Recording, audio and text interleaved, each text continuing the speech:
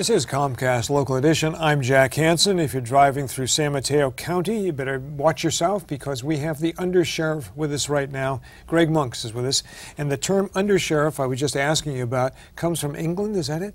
Yes, Jack. It's an old term that goes back to Old England when the sheriff was kind of the guy in that time that ran the county for the king, and the undersheriff was the first elected person, kind of like the legislature, if you will. Okay, so we couldn't come up with our own rules. We had to go back to England. Yeah, we still borrow a lot from England.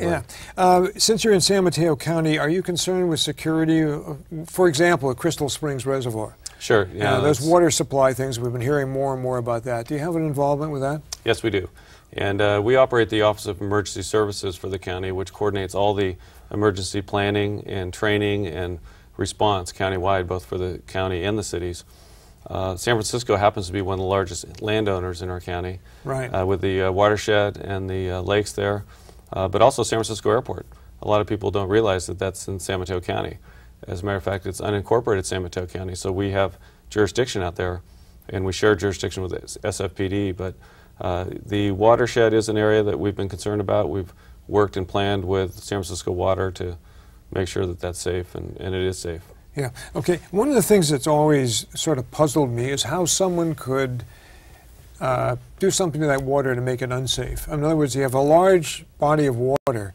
Somebody goes out there with a quart of something.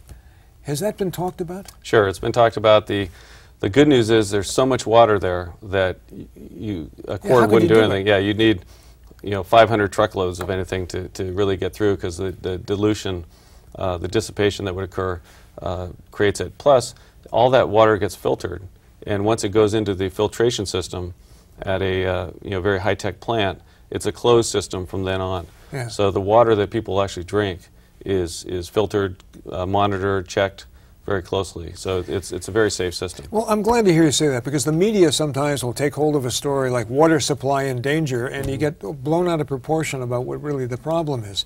One of the things that has always concerned me, and I think probably in your department also, is coordination and cooperation between various departments, police departments, sheriff's department, and so forth, if there was some sort of emergency.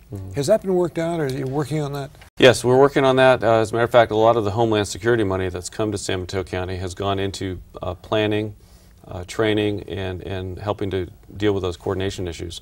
We're lucky in our county that we've had a communication system going back into the 70s that we could all communicate. So every police agency in the county and the sheriff's department all share a mutual aid frequency and regional tactical channels. So we've got the interoperability piece down pretty well from a communication standpoint. So where we spend a lot of our money is more in the actual personnel piece of working together, bringing fire in, bringing health, bringing private hospitals, and doing joint training so that we can make sure that we all work together in emergencies. Okay, you're also in charge of the county jail, I assume, is that right? Correct. Okay. Is the jail in good shape in terms of being able to handle prisoners who are brought in there, usually temporarily? Yeah. Well, not so temporary. I mean, we have people that up are sentenced. To a year or two? Yeah, up to a year. Yeah. Our main jail, our men's correctional facility, the McGuire facility in Redwood City, is in good shape. It's a fairly new structure. We built it and opened it, I think, in 1993, 94. The facility that needs repair or replacement, actually, is our women's correctional facility. Right. That was opened in 1982. It's outdated. It's old style configuration, and it doesn't have the space to offer the same kinds of programs to the women that we're able to offer to the men. So actually the grand jury pointed that out last year, that we need to replace that facility so that we can offer similar types of programs for the women. Also, if I could... well, we're just about out of time. So okay, sorry. Come back again and tell us more about that, all right? Our guest has been Under Sheriff Greg Munks of San Mateo County. This is Comcast Local Edition. Thanks for watching.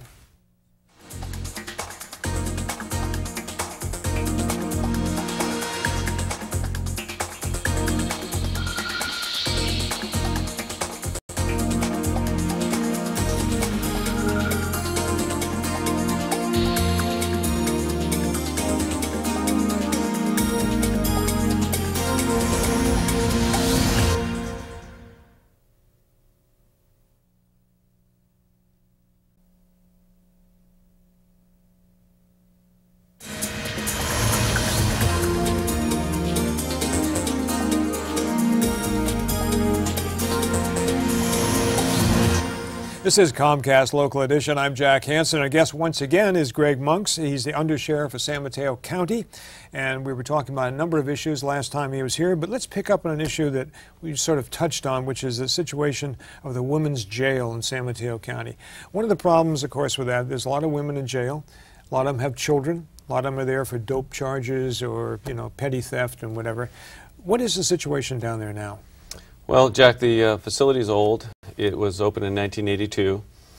There are some physical problems with it that need to be fixed. It's an old-style configuration. The modern configuration is what we call direct supervision, where the deputy sheriffs and correctional officers are in and amongst the inmates and can manage them and relate to them on a one-to-one basis, as opposed to having them locked behind a steel door.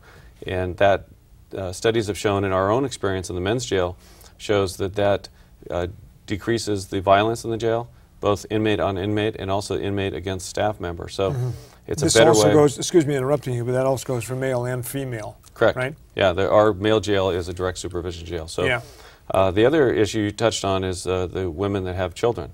Our current population is about 130 women. On last count, those 130 women had over 140 kids. And I think it was 45% of those are under the age of 5. And statistics show that children of women in jail are 5 times more likely to end up in jail themselves. So what we'd like to do in the plan for the new jail is to build a visitor center where these women could have some quality time with their kids. Maybe read to them or help them with their homework or have some sort of one-on-one contact where they can maintain that bond and hopefully break that cycle of incarceration. Yeah. The women who go into these jails are usually on dope charges, Yeah, theft and drugs. Theft, drugs, alcohol, this kind of thing. And we have occasionally a murder, but not too many. Not as many. It's mostly that kind of thing that goes in there. These children, where are they taken? A lot of times there's not a man involved either. Yeah, so they're either at foster care or a ward of the state somehow, or maybe with a relative, maybe with a grandmother or aunt or uncle. It seems to me you're dealing with major social ills. It's not just a matter of putting somebody in jail. It's a whole social problem that's going on with a lot of young women these days. Is the Sheriff's Department involved in that in any way? Send them to counselors, bring in counseling, anything of that nature? Yes, we have a very successful program. It's called Choices, and it's a substance abuse program. And we have other programs that we put on in both the men's jail and the women's jail. But the men's jail, being newer, we were able to plan for program space. In the women's jail, we just don't have the space to put on as many programs as we'd like to. GED, get them some skills, some computer skills, some job skills, but really to go after the issues that got them into trouble to begin with, whether it's drugs, could be domestic violence, perhaps they're a victim of domestic violence, and we somehow have to break that. Or the perpetrators. Or the perpetrator, correct. Could be either way. Yeah, it could be. It's a very broad issues that you're dealing with. Are the people in the Sheriff's Department willing to go the extra step they need to help these people, not just to arrest them? Yeah, no, absolutely. We have, and that's one of the unique things about the Sheriff's Office, because we not only arrest them, but then we care for them while they're in jail. So we see them on both sides of the fence. But we also are very fortunate to have an organization called the Service League, which works hand in hand with us in our jails to help address some of the issues. So they tend to some of the spiritual needs of the inmate population, and they also interface with the families of the people in custody. So they're a great partner of ours in our correctional facilities. Okay, great to have you here, Greg, and keep up the good work. I do know some people who actually rehabbed in prison. Came out different people, That's great. Greg Munks has been our guest. He's the Undersheriff in San Mateo County. Thanks for watching. This is Comcast Local Edition.